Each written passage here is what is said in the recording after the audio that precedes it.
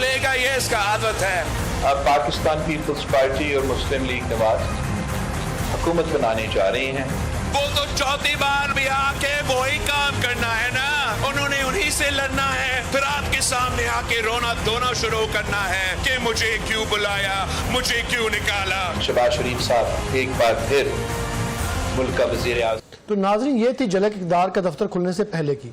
क्या PDM का ये नया माशका तोड़ चढ़ेगा? बनने वाली मखलूत हुकूमत मुद्दत पूरी कर पाएगी? पावर शेयरिंग फार्मूला कितना काबिल अमल है? हुकूमत को दरपेश माशी और सियासी चैलेंजेस हल हो सकेंगे या नहीं? इस पर बात करने के लिए हमारे साथ पैनल पर मौजूद होंगे सियासी कायदीन। इनसे कुछ इन चीज़ों को समझने की कोशिश करेंगे। मुस्लिम नून के सीनियर रहनुमा, गली मोहल्ले और हल्के की सियासत के गुरु शेख उल हेल असगर साहब ने हमें ज्वाइन किया है। खुशामदीद सर। सर, अब्बास ताबिश साहब का एक शेर है, उससे मैं अपने प्रोग्राम का आगाज़ करूँगा। उन्होंने कहा था, हमको दिल ने नहीं हालात ने नज़दीक किया है। क्या ये नई सियासी शादी हालात ने कराई या वाकई लव मैरिज है? अच्छा महसूस होता है। अब आप मैं आपका इंट्रो सुन रहा था, तो उसमें यह है कि मुझे किसी वक्त ये सोचने में मजबूर हो जाता हूँ कि यार हम हर वक्त मनफी क्यों सोचते हैं, हम मुस्बत क्यों नहीं सोचते? क्यों नहीं हम पाकिस्तान के लिए सोचते? क्यों नहीं पाकिस्तान के अवाम के लिए सोचते? मे बी जब ये PDM पहले बनी थी तो उस वक्त उनका टारगेट जो था वो ये था कि पाकिस्तान को डिफॉल्ट होने से बचाना। अल्हम्दुलिल्लाह कामयाब हो गए। महंगाई हुई, सत्यानाश हुआ, खराबी हुई, बहुत कुछ हुआ, लेकिन आप उस डिफॉल्ट वाले खतरे से बच गए। अब इस वक्त जो दोबारा से जब हुआ है तो अब आपके पास एक लंबा स्पैन मौजूद है, आपके पास एक रास्ता है। आप ये समझते हैं कि आप इसमें मेहनत करके, कोशिश करके आप पाकिस्तान को वापस उसी ट्रैक पे लेके आ सकते हैं। दुआ हमें ये करनी चाहिए कि पाकिस्तान के लिए बेहतरी हो, पाकिस्तान के अवाम के लिए बेहतरी हो। मेरे ख्याल में हर वक्त हम मजाज बन गया हुआ है, तनकीद करनी है लेकिन रास्ता नहीं दिखाना। सर देखिए, तनकीद बराए असला जो चीजें पॉइंट आउट करनी नागुज़ीर होती है वो तो करनी होती है। दीजिए, आप बुरा ना मानिएगा, मैं बेशतर दफा ये बात कह चुका हूँ कि आप रास्ता दिखाएं, आप बताएं, इसका हल बताएं, आप इसका हल पूछें कि आपके पास इसका हल क्या है, आप क्या करना चाहते हैं, आप इसको किस तरह हैंडल करेंगे। ये चीजें होती हैं जो आपको अवाम तक पहुंचानी है, ताकि लोगों को एक उम्मीद तो लग जाए कि यार इस मुल्क में हम रह रहे हैं, इस मुल्क का जो दारोमदार है मजबूती का या इसकी बेहतरी का, वो हमारे साथ मुंसलिक है।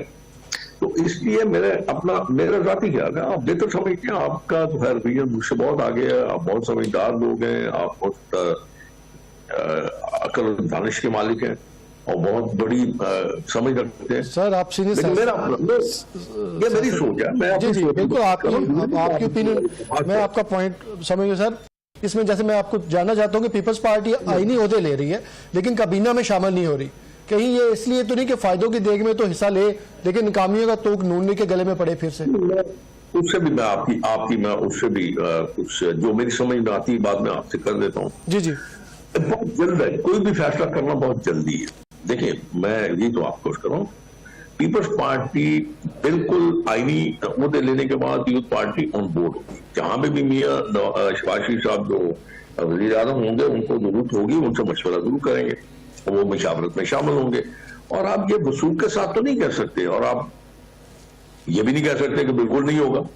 देखें, महीना देखें, 2 महीने देखें, 3 महीने देखें, उसके बाद हो सकता है कि पीपल्स पार्टी वापस अपने उसी मकाम में आ जाए या अपनी वजारतों के ऑफिस में आ जाए। और ये मुमकिन है क्योंकि मेरा अपना प्रति ख्याल है कि कोई भी जमात हो, सियासी जमात की बात कर रहा हूँ, सियासी सोच की बात कर रहा हूँ, जी उनके नजदीक एक ही चीज का प्रभाव होती है, एक ही चीज पे वो फोकस करते हैं कि पाकिस्तान के अदारे और पाकिस्तान के अवाम को बेहतर होना चाहिए। बस इतनी सी बात है, बस ये समझने की बात है। जो इस बात को समझ लेगा, मेरे ख्याल में शायद वो बेहतर चल सकेगा। चले उम्मीद करते हैं, चले शायद। और ये इसके कोई इंडिकेशन जो है वो आए भी हैं कि शायद आइंदा आने वाले दिनों के अंदर जो है वो चंद माह के बाद की सूरत हाल जो है डिफरेंट हो जाए। शेख साहब, बाज़ लोगों का ख्याल है कि आपका और वसीम कादर का जो मुकाबला था वो फ्रेंडली फायर था, आपको सिर्फ ये तासर देने के लिए हराया गया कि नून लीग के अहम लोग भी हारे हैं? देखिए ना, मैं वही बात करता हूँ, हम अक्सर और बेशतर जो भी गुफ्तगू करते हैं मफरूजों की बुनियाद पे करते हैं। अब मैं कहाँ चाहता था कि ये सारा कुछ हो और सामने आ जाए। मेरी कोशिश और मेरे दोस्तों की, मेरे साथियों की कोशिश तो ये थी कि हमें खुदावंद करीम इज्जत से नवाजे। कभी कभार आप बहुत आसान ले जाते हैं किसी चीज को। जब आप किसी चीज को बहुत आसान ले जाते हैं तो उसके नतीजे जो है वो वैसे नहीं आते जैसे आप तो कर रहे हैं।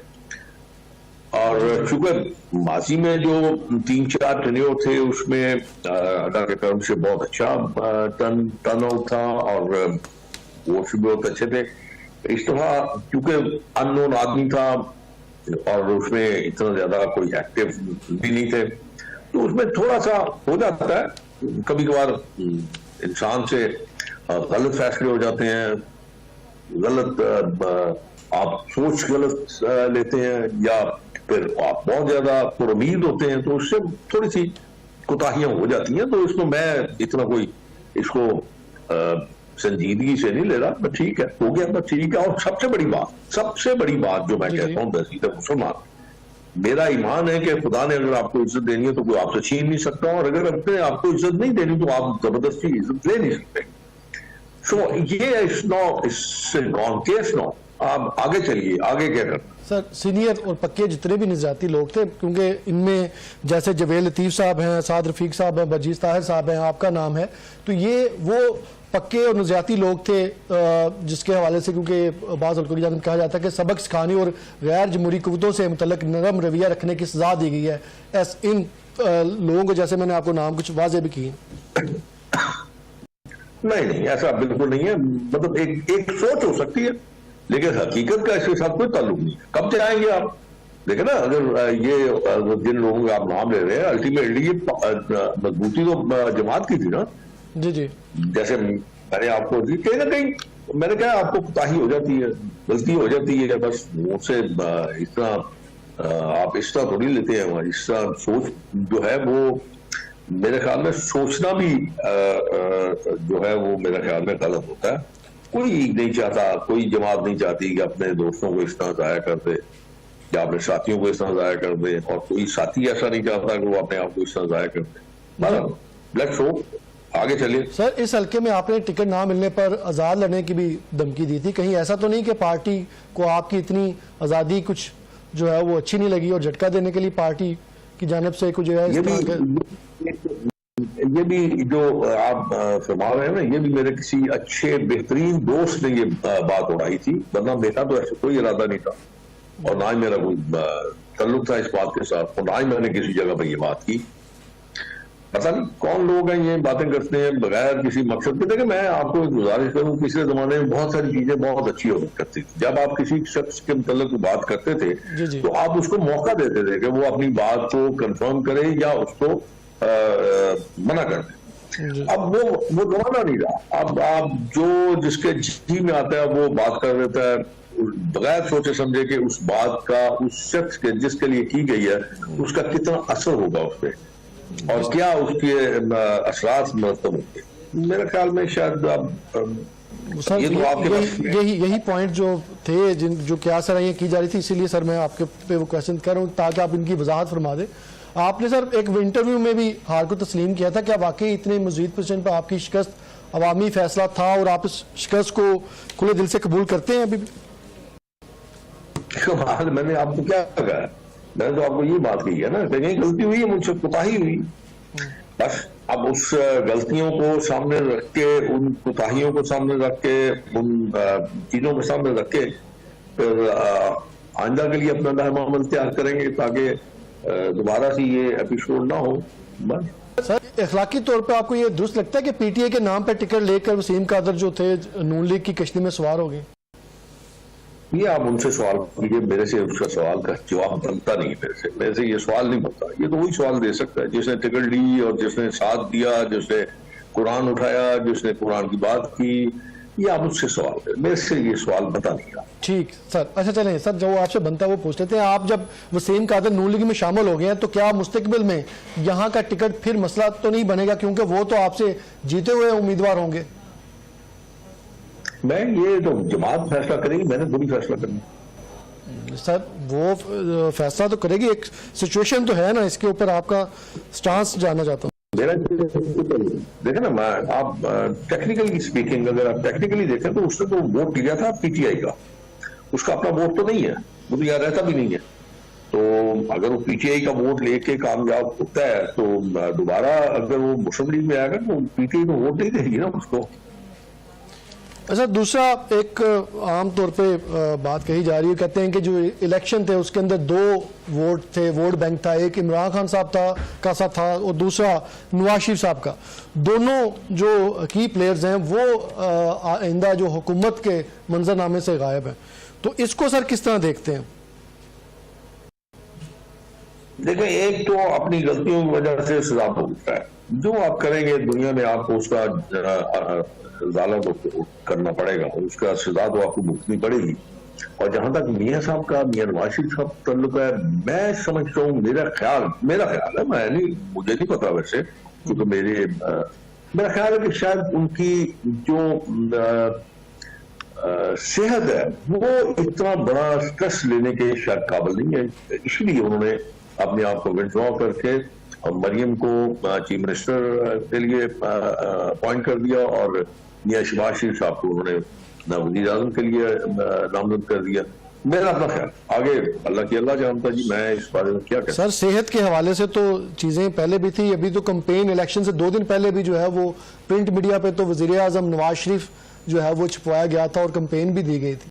देखिए आप, या यही मैं आपसे करूं, देखें अगर इलेक्शन से पहले क्योंकि सारा महवर, सारी फोकस जो था वो मियां नवाज शरीफ था, लोग उनको वज़ीर आज़म देखना चाहते थे, नारे लगाते थे वज़ीर आज़म के, और अगर उससे पहले वो ये कह देते तो मेरे ख्याल में शायद काफी बड़ा नुकसान होता, फिर लोगों में दिल टूट जाते और लोग परेशान, टर्नआउट भी कम होता है मुस्लिम लीग में उनका, और बड़ा मेरे ख्याल में बड़ा अच्छा फैसला था मियां साहब का, अगर उन्होंने पहले नहीं ऐलान किया, वक्त बाद ऐलान किया। जाहिर ठीक है, वोट बैंक अपने के साथ जाहिर है उन्होंने कैरी करना था नून लीग का। सर अब कहाँ पे देखते हैं मियां नवाज शरीफ साहब, जाहिर है कायद हैं मुस्लिम लीग नून के, तो वो इस्लामाबाद में बैठ के भाई की मावनत करते आपको दिखाई देते हैं, या लाहौर में जो है वो मरियम नवाज के साथ चलेंगे? लाहौर और इस्लामाबाद तो दो जगह थोड़ी है, जब जी चाहेगा वो वज़ीर आज़म साहब को मशवरा, अगर वज़ीर आज़म को मशवरा चाहिए होगा तो वो अपने नवाज शरीफ साहब से मशवरा ले लेगा, और जब बेटी को बाप की जरूरत होगी ऑब्वियसली बाप उनके पीछे खड़ा होगा और वो मशवरा, और उनका बिल्कुल इसमें कोई दो राय नहीं है, जरूर देंगे मशवरा, दोनों साहबान को मशवरा देंगे। सर पीपल्स पार्टी दोबारा से पंजाब के अंदर अपनी जड़ें मजबूत कर रही है, उन्होंने कैंपेन भी तमाम तर इलेक्शन की कैंपेन उन्होंने सिंध में तो ना होने के बराबर पंजाब में की, और अब वो गवर्नर जैसे उहदों के साथ कुछ वजारतों की भी इतलात हैं वो दोबारा से वापसी, उनकी पीपल्स पार्टी की पंजाब में दोबारा से आमद को किस तरह देखते हैं आप? मैं नहीं समझता कि आप देख लीजिए अपना जो पंजाब में नताइज है उनको तो देख लीजिए, सामने रख लीजिए, तो आपको पता चल जाएगा कि कितनी बेहतरी आई। दोबारा वो ये नताइज तो जाहिर है उनके लिए मायूस के, उन्होंने एक्सपेक्टेड भी यही थे, लेकिन दोबारा से वो सरगर्म कोशिश यही है कि रिवाइव करें पंजाब। इस तरह नहीं होता, मैं वही आपसे अर्ज कर रहा हूँ कि उसमें इलेक्शन में अगर उनकी बहुत ज्यादा कामयाबी होती तो फिर आप कह सकते हैं कि हाँ पंजाब में वो राइज कर रहे हैं, लेकिन अभी तो कुछ नहीं है। सर बड़े जैसे आपने सीजनल सियासतदान है, बड़े मुश्किल फैसले थे पीडीएम हुकूमत में जिसकी वजह से महंगाई बढ़ी और उसका वोट बैंक पे भी बड़ा असर पड़ा, तो अब आईएमएफ के साथ दोबारा से डील होने जा रही है और उस डील के अंदर फिर से एक्सपेक्टेड है कि महंगाई की नई लहर, तो आपको नहीं लगता कि ये मुस्लिम लीग नून की जो सियासत है उसके लिए अब ये अगला 1-2 साल जो है वो मजीद मुश्किल होता होगा? नहीं यार, आप देखें ना, अभी तो बहुत पहले आप बात कर रहे हैं, जो बात आज आपको 1 महीने बाद या 2 महीने बाद करनी है, आज आप कर रहे हैं, इससे तो नहीं होता। सर आईएमएफ के तो मुआहदा होना ही होना है, ये तो कंफर्म है, और उनकी तरफ से जो डिमांड्स है और जो उनकी रिपोर्ट है वो भी अभी पब्लिश है, उनमें तो उन्होंने कह दिया कि टैक्सेशन भी चाहिए, मजीद टैक्स भी लगेंगे और अभी देखना ये है। देखिए मैं आपको आपकी कर देता हूँ क्योंकि मुझे जाना है, उठना भी है। जी। अब मैं आखिर में आपको कर दूं कि देखिए आप एक तो पहली बात ये कि बहुत जल्द ये फैसला आप दे रहे हैं और बहुत जल्द ये सवाल कर रहे हैं, आपको 1-2 महीने अभी इंतजार करना पड़ेगा। और जो सबसे बड़ा जो मैं समझता हूँ, जो सबसे बड़ी जो चीज नजर आती है मुझे, वो है आपका चाइना और सऊदी अरेबिया का आपका डेफिनेटली उसमें आपकी मदद। और अगर चाइना और सऊदी अरेबिया आपकी मदद करते हैं और उसमें आपको एक्टिवली मदद करते हैं, तो मेरे ख्याल में शायद हालात बिल्कुल डिफरेंट हो। ठीक, चाइना और सऊदी अरेबिया हमारी मदद करते हैं तो मौजूद होंगे, उनसे जानेंगे कि पाकिस्तान तहरीक इंसाफ की जानिब से जो एक नया ऐलान किया गया है कि IMF को ख़त लिखने का ऐलान किया गया है, इससे अब क्या नया सियासी और माशी महाज खुलने जा रहा है, इस पर तफसील से बात होगी। ब्रेक के बाद हमारे साथ रहिएगा।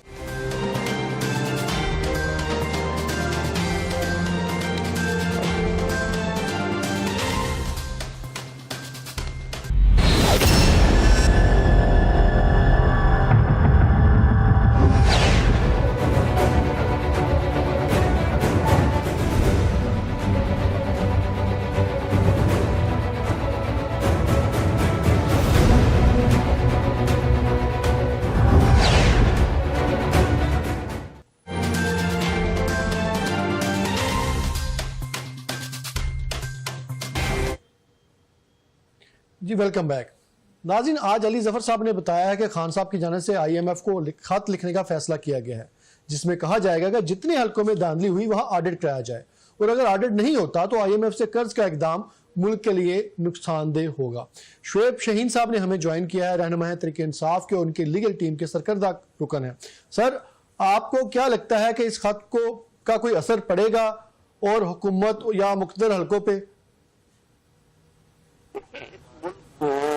आपने अगर आगे शुएब साहब, आप मुझसे सुन पा रहे हैं? जी मैं सुन रहा हूँ, आपको मेरी आवाज आ रही है? जी सर।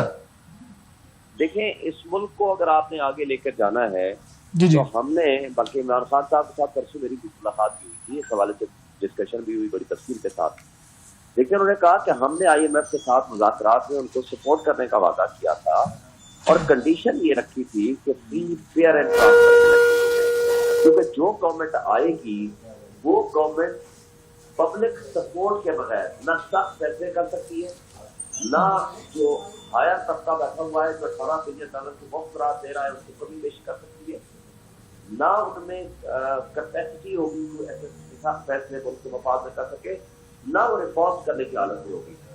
बल्कि फ्री फेयर इलेक्शन के बगैर लीगली लंदी को हुकूमत लाएंगे पब्लिक सपोर्ट के बगैर। वो क्या करेगी? वो सिर्फ बिजली के बिल बढ़ाएगी, वो गैस के बिल बढ़ाएगी, वो अशराफिया के या बदमाशिया के ऊपर कोई कदगन नहीं लगाएगी और वो इस मुल्क के गरीब अवाम के ऊपर वो तबाही मचाएगी, जिससे न सिर्फ बेरोजगारी में इजाफा होगा बल्कि आम आदमी का जीना महाल हो जाएगा। ये उन्होंने उस दिन हमें सब कुछ बताया। मसला ये जी कहिएगा, जो सिचुएशन है वो आज तो ना दुनिया इनको लेजिटिमेट मान रही है, ना नेशनल लेवल के मीडिया या लोग उसको लेजिटिमेट मान रहे हैं, ना पब्लिक इनको सपोर्ट कर रही है। एक तो कहीं जाने जोगे नहीं है, कहीं मार्केट में 2 बंदे नहीं बैठ सकते, जिस तरह की इन्होंने डाका जनी की है। 18 सीटों वाले को उठा करके आप कहते हो प्राइम मिनिस्टर बना दें, जिनको कौम रिजेक्ट कर चुकी है, उनके पास उनको तस्लीम करने को तैयार नहीं है और उनके किसी फैसले के साथ वो ताबन। बिल्कुल बजा फरमाने, जो IMF की अपनी शरायत है, अपना उनका जो मॉनिटरिंग सिस्टम है वो भी बड़ा फाल है। अगर आपकी तरफ से जब खत लिखने का फैसला किया गया तो नून लीग ने इसको बड़े वाज़ेह तौर पे फिर एक बयानिया बनाना शुरू किया पाकिस्तान तहरीक इंसाफ के खिलाफ कि ये मुल्क दुश्मनी है और बैरूनी मुदाखलत की दावत देने से इसको ताबीर किया जा रहा है। देखें, ये डाकू है, पब्लिक के सामने इन्होंने डाका जनी की है।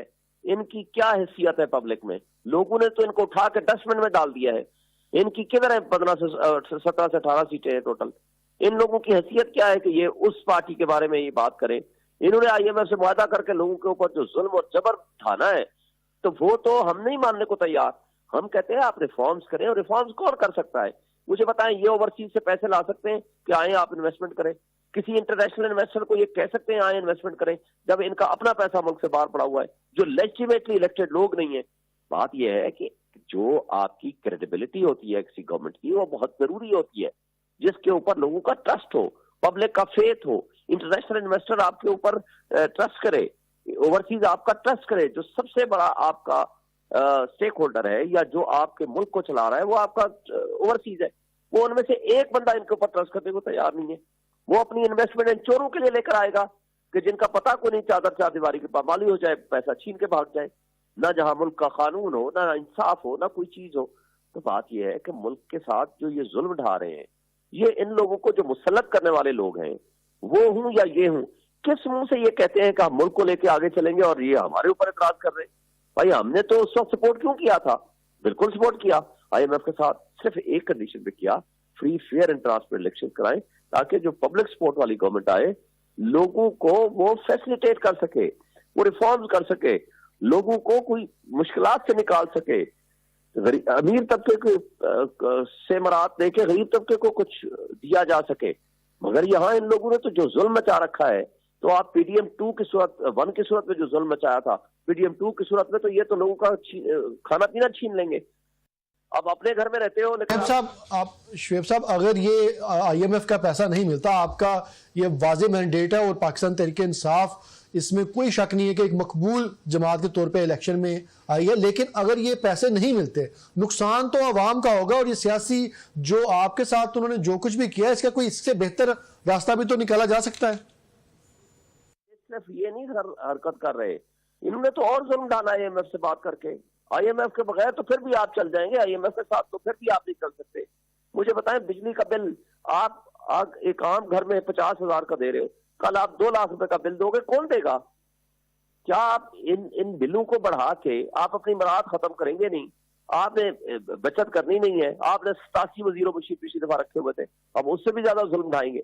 तो इस मुल्क का फायदा ये है कि आप पब्लिक सपोर्ट वाली गवर्नमेंट को आने दें, लेट देम डिसाइड, वो फैसला करेंगे कि नहीं हमने मुल्क को किस तरह चलाना है, जो पब्लिक की सपोर्ट के बगैर होगी, के साथ होगी। पब्लिक की सपोर्ट के बगैर कौन हुकूमत को मानेगा? दुनिया आज उसको मान ही नहीं रही कि लेजिटिमेट है ये, इनका मतलब है रात की तारीख। IMF से थोड़ा आगे बढ़ते शुएब साहब, आपने फॉर्म 45 से लहराते और हुकूमत बनाने के दावे करते हुए वहां नून लीग और PP ने हुकूमती बंधन के लिए दुआए खैर भी कर ली है। आपने कहीं वाकई अपोजिशन में बैठने और मुबैना धांधली पर सबर शुक्र का फैसला तो नहीं कर लिया? बिल्कुल कोई सबर शुक्र नहीं, इनको अपने अंजाम तक पहुंचाएंगे। हम सुप्रीम कोर्ट में भी अंडर आर्टिकल 184(3) की पिटीशन फाइल कर रहे हैं, हाई कोर्टों में और इलेक्शन कमीशनों में भी हम गए हुए हैं। लेकिन जिस तरह ब्यूरोक्रेसी ने, एक करप्ट ब्यूरोक्रेसी ने अपना चेहरा सामने किया, जिस तरह सुप्रीम कोर्ट में नाइंसाफी करते हुए न सिर्फ हमसे बल्ले का निशान छीना, और इन रिटर्निंग अफसर के जरिए उन्होंने फैसला कराया कि जनाब ये इलेक्शन कराएंगे। फिर जिस तरह उस दिन नेट और टेलीफोन बंद किया गया, जिस तरह का EMS जो सिस्टम था इनका उसको गैर फाल किया गया, आज भी बल्कि फाल है, उसमें से वो हेल्प नहीं ले रहे। जिस तरह इलेक्शन कमीशन धांधली के ऊपर चढ़ के बैठा हुआ है और रिटर्निंग अफसर के साथ मिलके, और हमारी एस्टेब्लिशमेंट जो तमाशा कर रही है वो सारी दुनिया के सामने, कौन सी चीज है जो छुपी हुई है, और किस शहर में, किस कस्बे में, किस मार्केट में जाकर ये कहेंगे कि हम जीते हुए, और किसको नहीं पता ये हारे हैं। कोई अब मेरा पोलिंग स्टेशन और 46 यूनियन काउंसिल है, एक यूनियन काउंसिल। शुएब साहब, आपको अदालतों पे और इलेक्शन कमीशन पे अभी आपको कोई उम्मीद है कि वहां से आपको इंसाफ मिलेगा? अदालतें भी कंप्रोमाइज्ड हैं, मगर हमने इंसाफ तो इन्हीं अदालतों से लेना है। आज उनकी भी जिम्मेदारी है कि वो इंसाफ करें। अगर नहीं करेंगी तो तारीख उनको बदतरीन अल्फाज में याद रखेगी। ये जंग कोई आम जंग नहीं है, ये लोगों के हुकूक की जंग है। लोग आज उठ खड़े हुए हैं। लोगों ने जिस तरह अनप्रेसिडेंटेड सपोर्ट दी है इमरान खान और उसकी नुमाइंदों को, ये हमने पिछले 76 साल में नहीं देखी। यानी इलेक्शन नहीं लड़ने दिया, हमारे पोलिंग एजेंट गिरफ्तार कर लिए, FIR काटी, पर्चे किए, सब कुछ के बावजूद लोग खड़े हुए। लोगों ने 80% 90% लोगों ने निकले और उन्हें जाकर खुद वोट डाले। जहां हमारे पोलिंग एजेंट नहीं थे वो खुद बैठ गए पोलिंग एजेंट बन के लोग। इसमें कोई शक नहीं है कि ये पहला इलेक्शन हमने देखा है जिसके अंदर जो वोटर है वो अपने कैंडिडेट को ढूंढ रहा था, बजाय बाकी इलेक्शंस के अंदर होता है कि जो कैंडिडेट होता है वो अपने वोटर्स को लुभाने के लिए जतन कर रहा होता है। तो इसके अंदर तो शक नहीं। मैं ये कह रहा था कि आपको जैसे कानून और इंसाफ से अभी भी आप उम्मीद लगाए बैठे हैं, तो आपको नहीं लगता कि आपने इस मुजाहमती और एहतजाजी तहरीक के लिए जो चार्ज माहौल था उसका मौका शायद कहीं पे गंवा दिया है? आज भी हम इस निज़ाम के अंदर रह के हम तब्दीली लाना चाहते हैं, जो कि तब्दीली आ चुकी है अवामी इनकलाब। इस अवामी इनकलाब के रास्ते में रुकावटें पैदा की गई तो बिल आखिर खूनी इनकलाब आएगा। उसमें ये जो अशराफिया या बदमाशिया ऊपर कब्जा करके बैठा हुआ है, ये खसो खाशात की तरह मिट जाएगा। ये अवाम के समंदर के सामने खड़े होने के काबिल नहीं होंगे। और इनको आज भी वक्त है, अपने इनको चाहिए कि बजाय डंडे के जोर पे लोगों के नजरियात तब्दील करने की कोशिश करने के, आप लोगों को सुनना शुरू करें। सोशल मीडिया पे आप क्रैकडाउन की कभी बातें करते हैं, कभी बंदूक से डराते हैं, कभी डंडे से डराते हैं, कभी कानून से डराते हैं। भाई आप दलील का जवाब दलील से देना शुरू करो। खबरें आती रही, पीपल्स पार्टी आप लोगों से हुकूमत बनाने के लिए राब्ता करती रही, लेकिन खान साहब इनकारी रहे। तो क्या आप नहीं समझते कि इन हालात में भी पीपी के साथ मिलकर हुकूमत बनाना आपकी एक बेहतर सियासी चाल हो सकती थी? हम अगर डाकू के साथ बैठ के कहें कि डाकू भाई, अगर आपने हमारी, एक ने 15 सीटें छीनी है, एक ने 50 सीटें या 70 सीटें छीनी है, तो हम कहें यार 15 जो हमने आपने छीनी है उसमें से यार हमें सपोर्ट कर दो, बस हम आपको माफ कर देंगे। इनको तो फिर लेजिटिमाइज करने के मुतरादिफ है ना, इनको तो फिर क्रेडिट देने के मुतरादिफ है, जो तुमने किया वो दुरुस्त है। बात ये थी क्या हमारी छीनी हुई सीटें हमें वापस कर दें, हम 2/3 मेजॉरिटी से जीते हुए हम अपनी गवर्नमेंट बनाएंगे। नहीं दे बना सकेंगे जब तक कि हमारे ये फैसले नहीं होते, हम अपोजिशन में बैठे रहेंगे, हमें कोई फर्क नहीं पड़ता। लेकिन अगर हमने आना है तो अपने विजन को आगे बढ़ाने के लिए, हमने इस मुल्क को आगे ले जाने के लिए, मुल्क के मसाइल हल करने के लिए, मुल्क से बेरोजगारी खत्म करने के लिए, लोगों को माशी मसाइल से निकालने के लिए, मुल्क में निज़ाम इंसाफ और कानून को बेहतर करने के लिए, इसके लिए एजेंडे के लिए हमने आना है तो हम आएंगे। इस्लामाबाद की जो आपकी सीटें हैं, 2 नशिस्तें हैं, वो वापस मिलने की आपको कितनी उम्मीद है कि वहां से मिलेंगे? आज कमिश्नर रावलपिंडी जो है वो अपने बयान से भी इनहराफ कर गए और वो कहते हैं कि मुझे किसी पीटीआई के रहनुमा ने जो है वो इस बयान के लिए उकसाया था। बयान अगवा बराए बयान का सिलसिला अभी खत्म नहीं हुआ ना, वो जारी है। ये वो जो ड्रामा चलता है ना, उसकी किस्सें चल रही हैं, ये उनमें से एक केस ये भी है। भाई अगर आपने उसकी तहकीकात नहीं करानी थी, उठा करके उसको आपने लेके जाना था और उससे अपनी मर्जी का फिर स्टेटमेंट देनी थी, तो जो चाहे आप कर लें। भाई सिंपल बात है, हमारे पास फॉर्म 45 है, उनकी तहकीकात करा लो सेशन जज से, किसी भी सेशन जज से, किसी भी जुडिशरी से, उसके बाद आप रिजल्ट तब्दील कर लो, रिजल्ट बना लो। रिजल्ट होता है फॉर्म 45, सेक्शन 90 कहता है, सेक्शन 92 कहता है, सेक्शन 95 कहता है, ये होता है रिजल्ट। वो फॉर्म 47 होता है, वो एक स्टेटमेंट होती है, उसको सिर्फ कंपाइल करने का, जमा तफरीक करने का वो एक बंदा साइन करता है। अब मसलन मेरे 387 में 3000 मुख्तलिफ लोगों के दस्तखत हैं फॉर्म 45 पे। आप मतलब एक उसको अहमियत ही नहीं दे रहे। कानून आपके लिए वो बांधी बन चुका है, ताकतवर लोगों के सामने जिस तरह चाहो उससे खेल लो। अगवा बराए बयान का लकब दे रहे हैं, तो अगवा बराए बयान तो काफी अरसे से जारी है ना, पिछले 1 साल से ये उसकी कंटिन्यूटी है, जो कि अभी चीफ कमिश्नर रावलपिंडी की सूरत में नजर आया। किया था तो उन्होंने पहले कॉन्सिक्वेंसेस तो सोच के किया होगा, तो फिर आपको क्यों लगता है कि कितनी मजबूरी उनकी होगी कि वो इस बयान पे अपने 4 दिन भी कायम नहीं रह सके? पूछे, नेचुरली हर बंदे की एक लिमिट होती है, और जो उन्होंने लिमिट क्रॉस की होगी तो उन्होंने उसको बयान दे दिया होगा। फैसलों के हवाले से भी मुतज़ाद इतला थी कि तहरीक इंसाफ के फैसलों और लाहे अमल में अभी कोई यकसुई नहीं है, यूनिफॉर्मिटी जो है वो इसमें नजर नहीं आ रही। क्या क़यादत में इख्तलाफात के मसाइल अभी तक हैं? नहीं, कोई क़यादत के इख्तलाफ नहीं है। ज़ाहिर है हमें इमरान खान साहब से मिलने की इजाजत नहीं होती। जो बंदा मिल के आता है वो अपने हिसाब से वो उसको इंटरप्रेट करता है, और जो दूसरा बंदा जाता है वो अपने हिसाब से। मगर हमारे यहाँ किसी किस्म का, हमारे सारे फैसले इमरान खान साहब करते हैं, जो वो फैसले करते हैं उसके ऊपर मनो न मनो होता है। सर बाज लोगों का ख्याल है कि जो तहरीक इंसाफ की आर्जी और मौजूदा क़यादत है वो कंप्रोमाइज्ड है। क्या ऐसा है कि क्या वाकई बाज हालिया सियासी मुलाकातें खान साहब के को बाईपास करके की गई हैं? देखिए, मैं तो इस बारे में नहीं कहता, मैं पार्टी का ज़ाहिर मेंबर हूँ, तर्जमान हूँ। तो सर इसीलिए आपका मौक़िफ़ जानना चाह रहे हैं कि इस हवाले से आप मेरा पार्टी के अंदर, सुने, मेरा पार्टी के अंदर अगर कोई इख्तलाफ होगा भी तो पार्टी के अंदर करूंगा, लेकिन मैं बाहर नहीं करूंगा। लेकिन मेरी नजर में पार्टी चल रही है। ठीक है सर, धांधली के इल्जामात के हवाले से अदालती महाज पर आपकी तैयारी क्या है, और आप इंसाफ जो ना मिलने के बाद आपका जो है लाहे अमल क्या होगा? देखिए, लंबी जद्दोजहद है, हम किसी सूरत पीछे नहीं हटेंगे। हमारा जो हक है, जो अवाम का हक है, अब ये अवाम का मैंडेट है, ये मेरा आपका ज़ात का नहीं है। अवाम का हक है कि वो हक हुक्मरानी या नुमाइंदगी किसको देना चाहते हैं, तो हमने अवाम के हुकूक के लिए पूरी तरह जद्दोजहद करेंगे। हाँ, वो सुप्रीम कोर्ट तक एहतजाज, प्रोटेस्ट, धरना और लीगल बैटल जो भी करना पड़ेगा, सारे रास्ते अडॉप्ट करेंगे। सर, प्रोग्राम के इख्तिताम पे मैं आपसे ये भी जानना चाहूँगा कि मार्शल लॉ और दूसरी जो खबरें हैं इसके हवाले से आपकी क्या राय है? जो एक ट्विटर पे भी आपको पता है गुज़श्ता एक हफ्ते से जो है उसको बंद किया गया है, इन तमाम तर जो सिचुएशन को एक गैर यकीनी सूरत हाल पे आप क्या कहेंगे?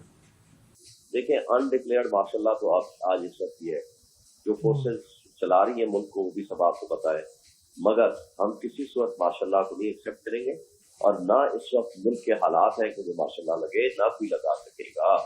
तो हम समझते हैं कि आप जमहूरियत को चलने दें, आइन को चलने दें, कानून की हुक्मरानी होनी चाहिए और उसके लिए जिसका जो मैंडेट आवाम को मिला है, आवाम ने दिया है, उनको हक की हुक्मरानी दें। सर, आपने चीफ जस्टिस साहब को एक खत भी लिखा था जिसको मेरे ख्याल में गालिबन 4 रोज गुजर गए हैं, डाकिए का कोई जवाब पत्र कोई अता पता आया, उसमें क्या सूरत हाल है? सर, मैंने 16 तारीख को भेजा था TCS के जरिए, 16 तारीख को। जी। आज 4 दिन से भी ज्यादा मुनहलिब हो गए, तो अभी तक मुझे कोई जवाब नहीं आया। अभी तक कोई जवाब नहीं है। चले, शुएब शाहीन साहब हमारे साथ मौजूद थे। नाज़रीन, अपने IMF के हवाले से जो बयानिया था, जो आज बानी PTI की जानिब से ऐलान किया गया कि वो IMF को ख़त लिखने जा रहे हैं, उस हवाले से उन्होंने मौक़िफ़ दिया और उनका कहना था कि ये हमारा मौक़िफ़ इसलिए है क्योंकि अगर हम इस हुकूमत को ये मैंडेट देते हैं और ये आके IMF के प्लान को जो है वो कैरी करते हैं, तो ये दोबारा से आवाम पे महंगाई का जो है वो बर्पा करेंगे। इसके अलावा उन्होंने पार्टी के हवाले से जो खबरें चल रही थी इख्तलाफात की, उस पर भी उन्होंने नेगेटिव दिया। उन्होंने खान साहब से जिसकी भी मुलाकात होती है तो वो अपना आके उसके मुताबिक जो है वो बयानिया दे देता है, क्योंकि खान साहब से रेगुलर मुलाकातें जो है वो कायदीन की जो है वो मसला है। इसलिए जिस तरह की जिस बंदे की जो मुलाकात होती है उस हवाले से जो भी फैसला होता है तो वो आके प्रेस ब्रीफिंग में या अपना किसी भी प्लेटफॉर्म से वो जारी कर देता है, जिसकी वजह से एक तासर जाता है। लेकिन ऐसा नहीं है, जो भी फैसला हो रहा है वो इमरान खान साहब की जानिब से किया जा रहा है। नाज़रीन, आज के प्रोग्राम के लिए इतना ही। इंशाल्लाह हाजिर होंगे कल नए प्रोग्राम के साथ। देखते रहिए 7 news.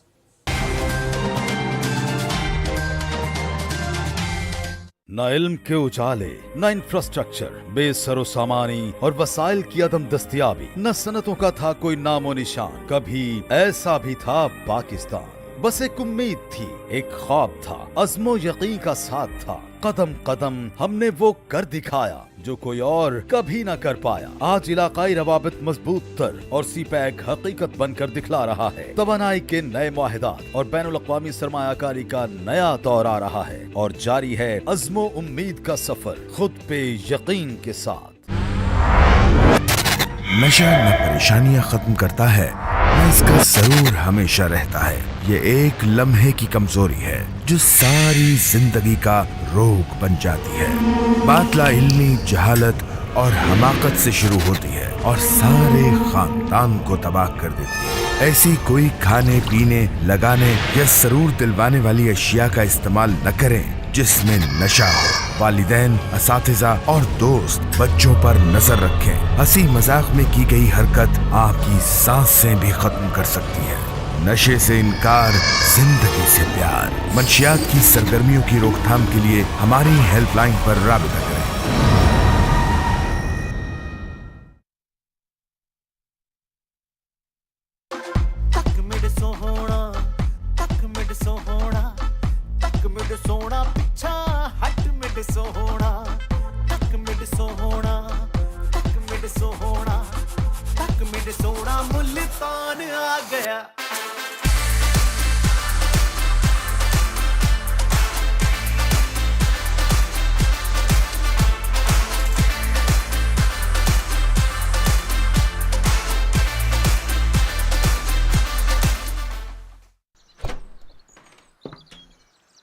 I hope you will be home early tonight. Love?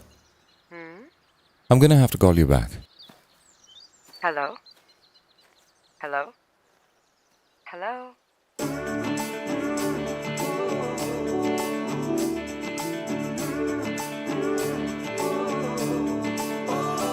आओ बस जाए वहाँ जहाँ मुस्कुराए जिंदगी, जहाँ आसमां करे बातें पानियों से, जहाँ हवाओं में है serenity।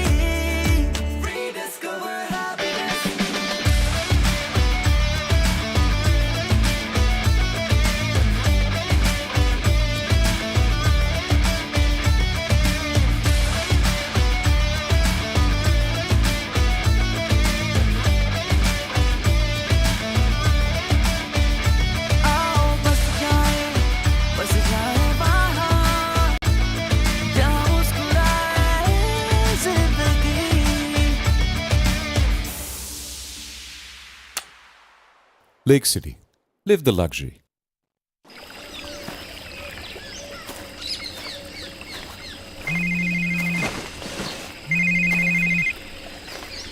Hello. कहाँ रह गए थे? I've been trying to call you all day. तुम कहती थी ना हमें अपना नया घर बनाना है. हाँ. Well, I found a new home. Really? Where? Of course, Lake City. Wow. Can't believe it. We have to come here. The kids are gonna love it. तो बताओ ना. आओ बस जाए वहाँ जहाँ मुस्कुराए जिंदगी.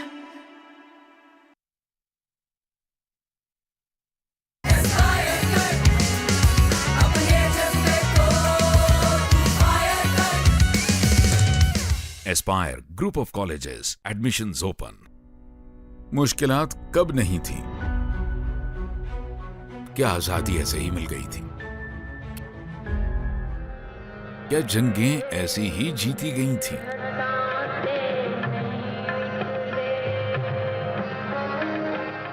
क्या एटमी कुव्वत ऐसे ही बन गए थे? मैदान कोई भी हो, कौमें आजमाइश की घड़ियों से निकलकर ही कुंदन बनती हैं. क्या कुदरती आफात का मुकाबला आसान था? क्या दहशतगर्दी की अफरीद को हराना आसान था? बस क्या था, मुश्किलात हराते गए, आगे बढ़ते चले गए.